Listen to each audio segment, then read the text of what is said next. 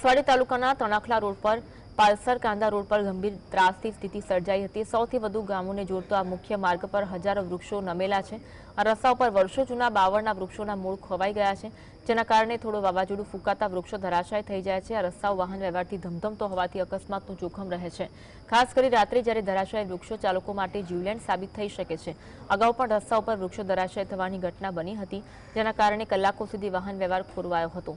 સ્થાનિક લોકો માંગ કરી રહ્યા છે કે સ્ટેટ રોડ એન્ડ બિલ્ડિંગ વિભાગ અને વન વિભાગ ચોમાસા પહેલા જોખમી વૃક્ષો કાપી નાખે, જેથી જીવનું જોખમ ટળે।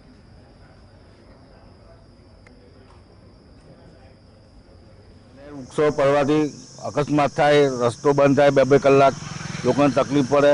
રાતે વાવાઝોડું આવે તો કોઈને ખબર પડતી નથી, ઝાડમાં અથડાય છે, આવું બધું થાય છે। એટલે તાત્કાલિક કાપવા જરૂરી છે।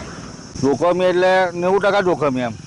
નસવાડીથી તણખલા અને પાછળથી કાંદા લગીના બધા જ વૃક્ષો નમી ગયેલા છે બાવળ, અને કાલે પડે તે નક્કી ના કહેવાય।